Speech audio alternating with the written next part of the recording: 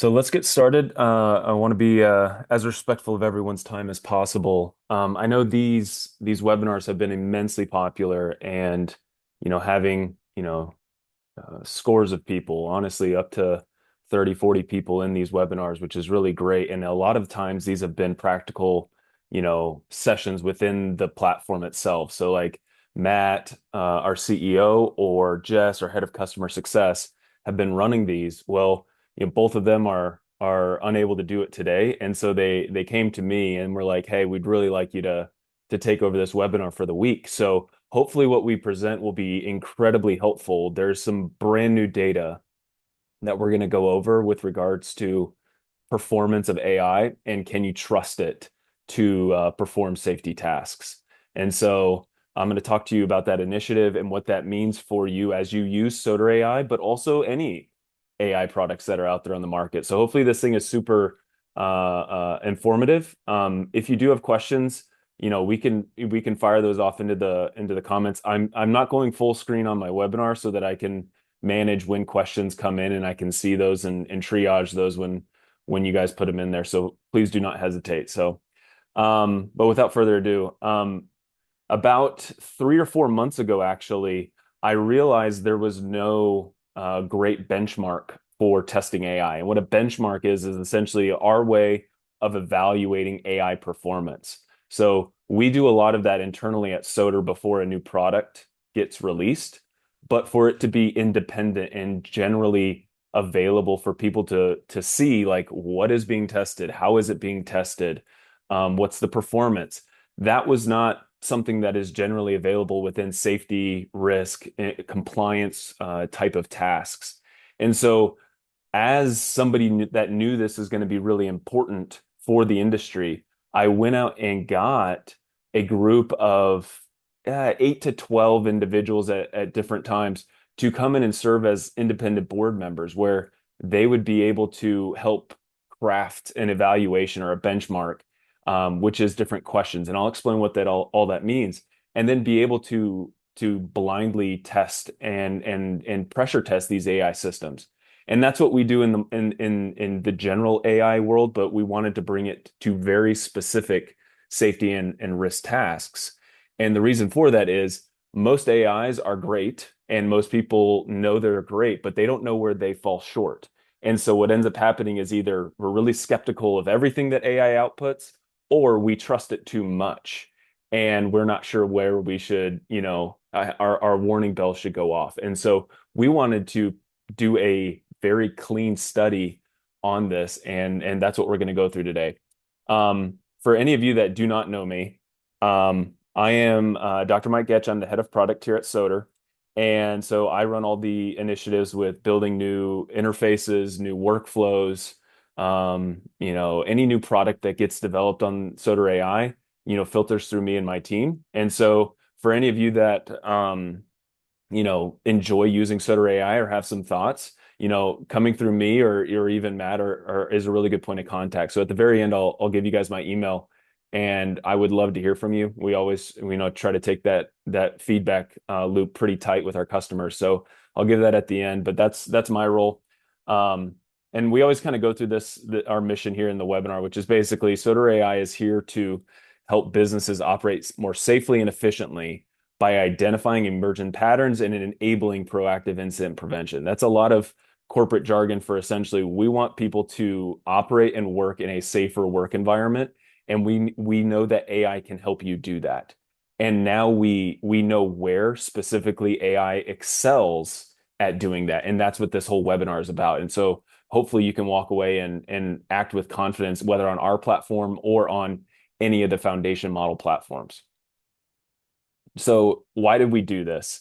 What I noticed in a lot of the procurement stages with safety teams, insurance teams, was it was a vibe check. You would test out an AI product or SoterAI specifically, and it would be, yep, that looks good. Yeah, that checks off most of the boxes. And it was objective in a sense of there were many people doing it and many people needing to sign off, but the actual tests were a bit subjective, and I wanted to actually produce data so that people could know where does SoterAI excel. And so we did this to compete against these large foundation model companies that have invested almost trillions of dollars at this point. And we wanted to see, does making a vertical safety agent, does it make it perform higher, or better, or more consistently across safety tasks?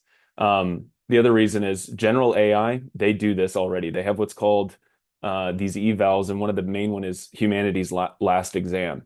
And it's like the most difficult test that's ever been created in many different domains. So like you think accounting, medical, legal, all of these things that these AI systems have to ask questions against.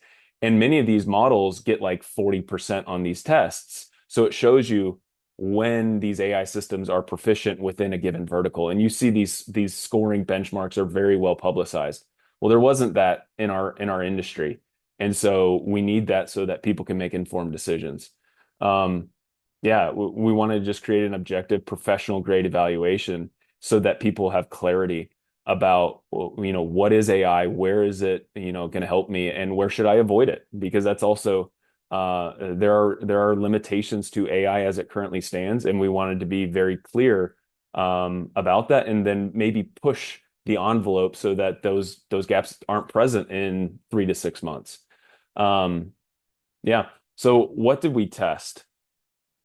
I mentioned earlier that there were 7 domains that the board determined. So the board determined that, um, you know, with a CSP license or certification or other safety specifications, there were about 7 buckets of tasks that they felt were very common, that overlapped across the industry, and believed that they could construct an evaluation set for these buckets. And so safety intelligence, it's basically like a raw IQ of like general information. So like, question and answer, what is this data point? What does this, like stuff like that.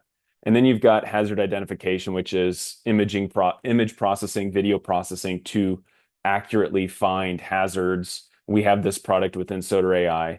Ergonomics, being able to identify ergonomic hazards and risks, and then develop solutions for that. Document and program review, so analyzing documents for their errors and recommending solutions.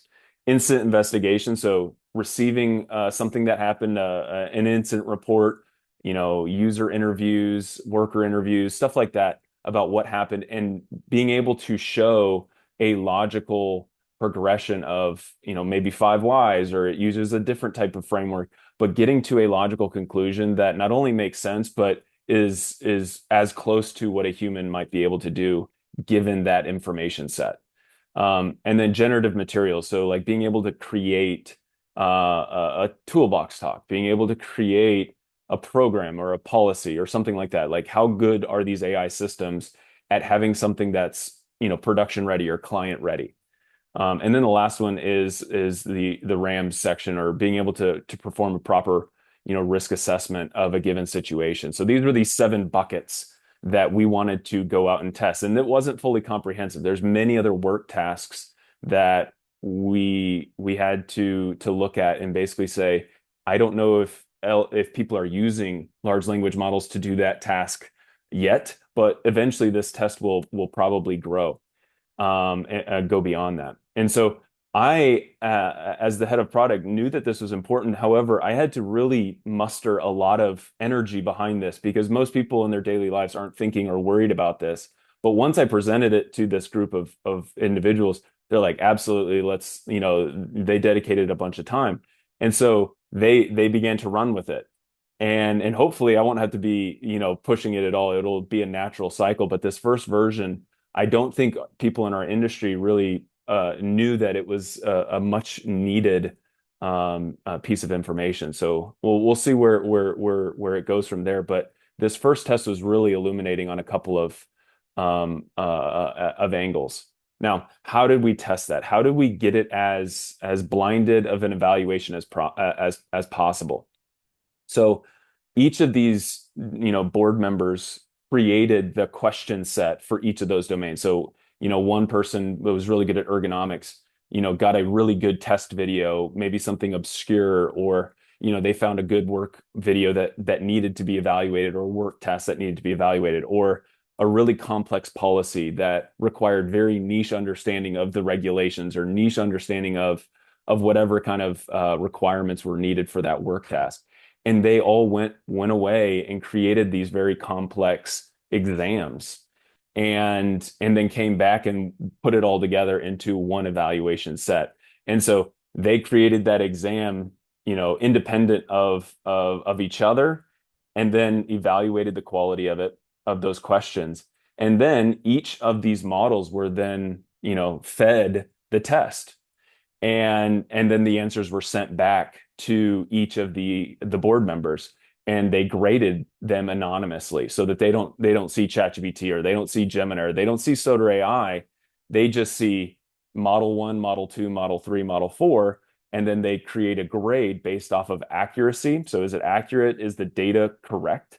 Is it complete? Does it, because a lot of times these AI systems will conk out after they've processed too many tokens. So we wanted to really test, like, one of the sections is 100 multiple choice questions, the raw intelligence. And what actually ends up happening is they get a lot of the first 80 questions right, but then the performance begins to degrade. So we wanted to know that. And we wanted to test those limits. So is it complete? Does it fully get the totality of the answer? And then lastly, is it production ready, or is it client ready? Is this something that could be given to a client? Is it something that could be taken out on the floor and implemented right away? And so that kind of framework was used to grade the performance on like a 0 to 100%, 100% scale. And these board members were really great in getting that turned around fairly quickly, because this process typically does take, in the AI world, a lot of time, and it requires a lot of sacrifice. And so these people, once they realized how important it was to get these scores done, they really took it to heart. Some of the key findings. So after all that process happened, what we found in the results was pretty shocking. Even though here at Soter, when we were given the results, we weren't that shocked, because this is something that we are living. We see this on a day-to-day basis. There are pretty substantial gaps between what the general purpose AI, and what I mean by that is the ChatGPTs of the world, the Microsoft Copilots of the world, Geminis, and our system, SoterAI. And we want to test a lot of other safety AIs that are out there. And so this first test is just Soter versus the models, which in reality it will be all safety platforms. And then secondarily, the foundational model showed a wide variance in performance. And one of the key things was they perform really, really well on a couple of the domains. And then they perform really, really bad on others. And that is something that we knew, like in our own internal testing, when we are evaluating a product, we know where these large language models really struggle, and what we've had to do to build, SoterAI to make sure it doesn't fail in those areas. And so it only comes to light when you do a test like this, that can be published. And then last thing is, a lot of the foundation models lacked like that final 5 to 10% of completeness, or client readiness. Whenever you live, eat, and breathe safety and compliance, it gets embedded into your product. Whereas ChatGPT or these other platforms, they are a general purpose platform. And so they're trying to appeal to a broad audience. They don't really care, or they don't really know. I shouldn't say they don't care. They don't really know how to create an ergonomics report. They can do their best, but after years of iteration on these things is how you get it to be client ready, or accurate, or complete. And so those were some of the key findings. And what I want to go through is actually each of the sections and what it means for these examples. So in the raw intelligence, this was and I'm going to explain each of these tests. And there's a website that was published for this benchmark, so you don't have to take pictures or anything like that. I'll tell you where it's all located, so you can find these same exact graphs in a little bit. But the raw intelligence test is essentially 100 multiple choice questions that some are difficult, some are not, some are meant to trick AI systems, and SoterAI got 100 out of 100 correct, whereas Gemini, GPTs, Claudes were in the 98 to 94, 93 percentile. And then you see Microsoft Copilot, they're at 89%. And the thing that's fascinating about these is, 90% of these questions, so 90 out of the 100 questions are pretty basic. Like they're pretty easy. Most humans would know all the answers. But at scale, if a human was actually to take a test, and we actually had a human take this test, that was all the certifications in the world, they got 95. So, and what we found was a lot of the wrong answers were done at the end of the test. So fatigue set in, and that's when accuracy goes down. And that was true in the human, that was true in the AI systems. Now, why didn't that happen with SoterAI? Is because we know this process exists where a lot of our users send a ton of questions, a lot of what is the answer type of questions or knowledge retrieval type of questions. And we've built the system to always have those checks and balances on each individual question when it's generating an answer. It always cites its source. Whereas some of these large language models struggled as it got to some of the more complex, complicated questions at the end of the test. So that was a really good domain for us. The second, hazard identification. This is evaluating an image and coming up with all of the hazards. And the thing that was really shocking was if you look at Microsoft Copilot at the very bottom at 35%, meaning it wasn't accurate, it wasn't complete, and the report that it generated just wasn't helpful or wasn't client ready. And everyone else, like you see Claude and SoterAI at the top within the 90% or 95%. That's what we've come to expect out of SoterAI is 95, 96, 97% accuracy and completeness of its evaluation. Whereas, something that is so common in the enterprise like Copilot, which is free for most people, was so bad that it's like it needs to be pointed out that, Copilot is a liability if you were to try to rely on it for hazard identification. So that was an interesting, finding there about Copilot. And that actually you'll see a couple other scenarios where Copilot it might be this next one where Copilot actually does a pretty decent job at 95%. Like the only thing that we're lacking in this group is client readiness. If you see 95%, most of the time it didn't miss anything, but there are some formatting errors or formatting improvements that could be made to the report. So most of these models, these large language models, do quite well when it's evaluating a text document. So you could put a policy or a program, if you have that clearance to put it into one of these platforms, and you're probably going to get a really good analysis of those words. The problem is if you use it for more than just document reviews or generating text, you're going to run into some issues. So that's where a lot of people that have tested Copilot or ChatGPT or Gemini for text-based workloads, it does very well and actually is parity with SoterAI, like a product that has vertical integrations and safety specific. It performs very well and almost equal. The problem is when it gets into some of the other domains. So that was a fun little test. And this policy was, I don't know the exact specifics, but it was probably 13 pages, very simple, basic kind of policy. But there were hidden details that these large language models needed to find. And almost all of them, except for ChatGPT 4.0 or GPT 4.0, were able to find all of those little hidden errors. And it's because these large language models are based off of text. And so text-based actions, these large language models exceed. Once we get into ergonomics, you start to see another disparity again, where you're evaluating a video of a worker and getting a report back, and it's like SoterAI cleans or won this section again because of that computer vision, because of the reports that have been generated. And then, the evaluators were like, the only thing we would change is some of these reports. And so internally at Soter, we were like, okay, great, we can go and change, the formatting of these reports so that they're more client ready, so that there's not a ton of work that needs to get done. But the data is great. It just needs to be put into the format of the user. Whereas if you were to use Copilot to do an ergonomic evaluation, you're going to get a substandard, evaluation. And hopefully no one's using Copilot to do that. But it was very clear to us where the model succeeded and where they don't when it comes to video analysis.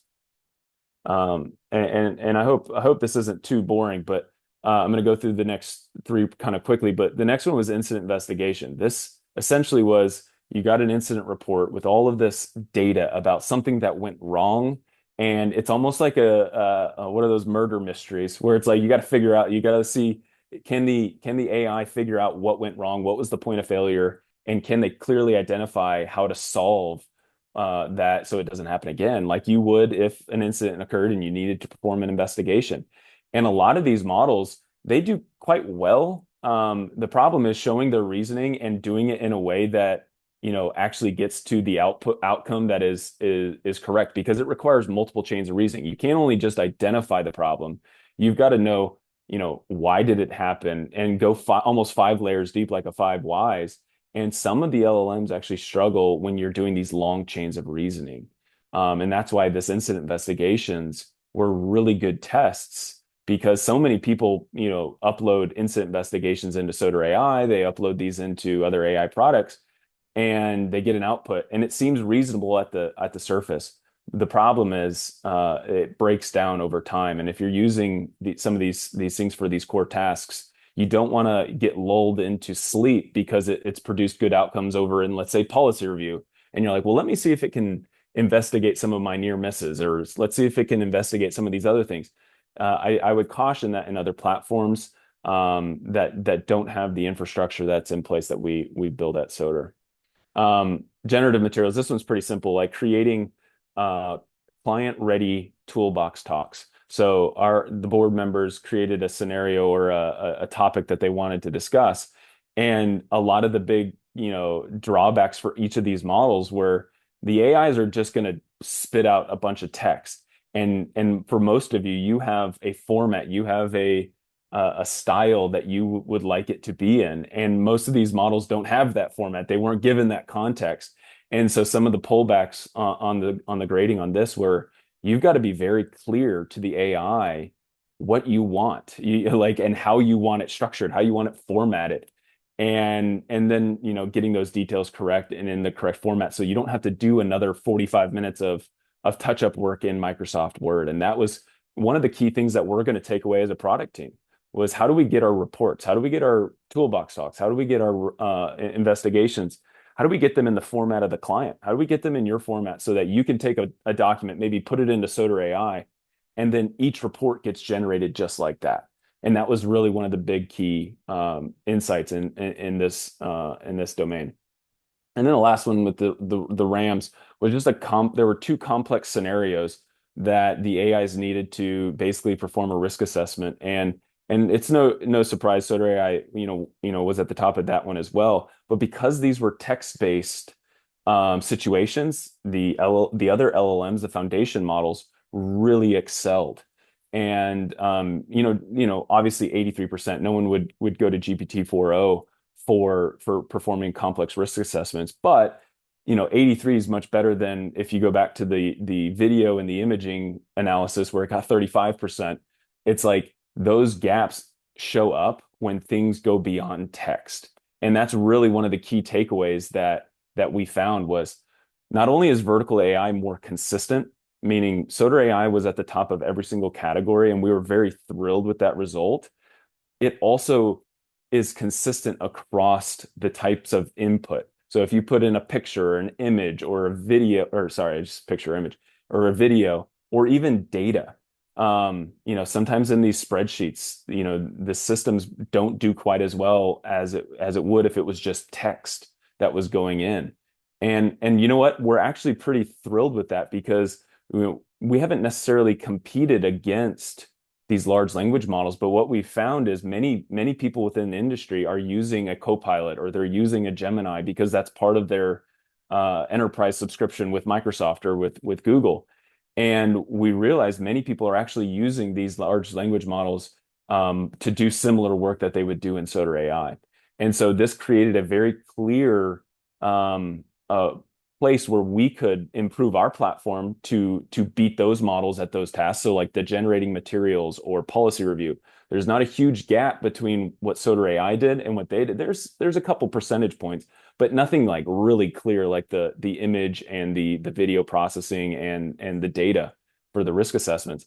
But it's like we knew or we now know, like, okay, if we want to be able to help people in all tasks related to health and safety, we need to get really good at how do we format reports? How do we format the outputs of our materials to make it easier to make them more client ready? And so that's really one of the big takeaways. Um, yeah, and then the other thing that what this means for everyone here and then beyond is, you know, I don't know if the safe bench metric will become the industry standard. I would love to not have to be a part of it moving forward or aggregate or, get the board together. I'd like it to be an independent thing in and of itself. But there needs to be something like this in the industry that quantifies AI outputs and does it in a clean, very easy to digest way. A lot of things in AI are very abstract. They're very almost hard to decipher, even for people in the industry. And what we'd like to see is very clean dashboards where people can just see, all right, if I want to do a risk assessment, if I want to do an ergonomic eval, this is the best model, or this is the best platform, and it's very clear what I should use. And so testing beyond foundation models, testing all these safety platforms that now are marketing AI breakthroughs and new AI products. We want to see how everyone in the industry competes so that we know where us at Soter we can get better, or maybe where we have a slight advantage. And so it's really clear when you get these results. It really helps you focus, especially for me as the head of product, helps me focus where can we meet your needs better. And we get that feedback from you guys a lot, which is great, but it's really helpful to see it within the data itself. So with that being said, if you guys want to see that comprehensive report, let me pull up the website. It's at safebench.com. There's a little dash in there, but all of these leaderboards, a quick breakdown, it all got published here, so you can quickly see, how it performed. You can see each section. Yeah, I didn't even go over this, but the overall scores when averaged out are there as well. You can export. There's a nice PDF in there. And then you can see who was on the board. You can see some of our methods. You can go in and literally see all of the questions in the question set, for the safety evals or for the, hazard identification or the ergonomics. You can go in and see the videos that were processed so that you can kind of attach it to, okay, if it can do it on that video, or if it can process that image and it gets this answer, I can trust it to do my images or my videos or whatnot. So with that being said, that was kind of the end of my webinar. I know it wasn't super practical in a standpoint of how to use SoterAI, but I think it's more around like if you're using SoterAI, the key takeaway is it is the best AI for safety and risk services. You may not want to use it to create a recipe or create a funny image, but for doing work-related tasks, clearly right now, SoterAI is definitely the best. And so, and we always want to get better. And so if you guys have feedback or if you guys want to know more, you have my email there. It's there on the screen with mike.goetsch@soteranalytics.com. Feel free, message me, email me, and then check out that Safe Bench website so you can better understand some of these data points. And then it becomes a conversation with myself or even some of the people on the customer success team to help you get those results. Because a lot of times with AI systems, if you we try to make it really easy to use, like with our workflows, they're kind of a guided process. But if you want to excel and get those results, get those 100% accuracy on certain questions, and how do how do you do it, or how did the testing process do it? And sometimes I find some errors. That may be an issue that we can quickly solve here at Soter, and that's what these webinars are for: is to turn you guys into power users, so you feel confident using the system. So I'm gonna go over here and see the Q&A. Matt had mentioned that Soter was looking to integrate into security camera systems that companies already have in place. How is that going with the position of cameras or the distance? Yeah. So this is actually, Kenneth, this is a great question. So the security cameras problem is what you just pointed out, meaning the variability in the actual input of the video, and then the total volume of data that can be processed. Within the AI world, there are two different types of AI. So you have the computer vision, and then you have like a almost like an LLM computer vision where it's going to process it as text as opposed to processing it as like a video itself. So to integrate with like a CCTV is definitely a problem that we are still, it's in our pipeline. The problem is to be able to do it at scale 24/7 to produce outputs.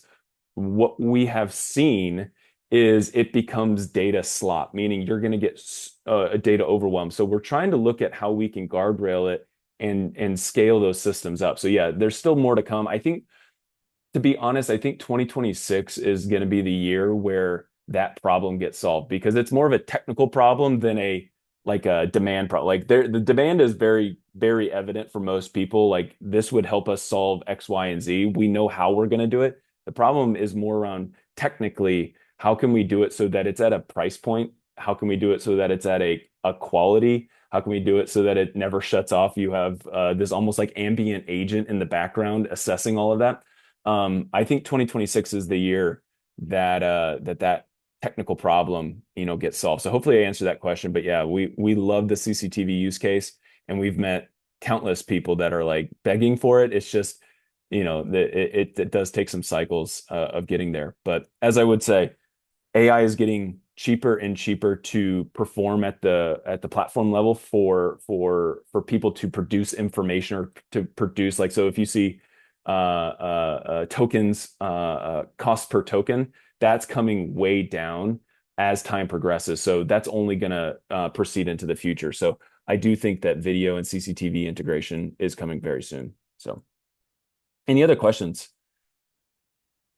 I will leave that open for just a moment.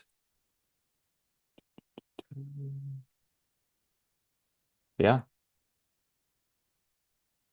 Like I said, you guys got my email there. Obviously, we do these webinars every 2 weeks, so we'd really appreciate, and this one's slightly different. So if this was your first one, sorry you got stuck with me. The next one will be with our CEO and our head of customer success, most likely. So those will probably be more tangible, hands-on type of webinars. But if you want that report, if you want that full PDF that I talked about, feel free to email me and we'll get that to you. But for now, we'll let you guys go, get back to the rest of your day, and we will talk very soon. Have a great day.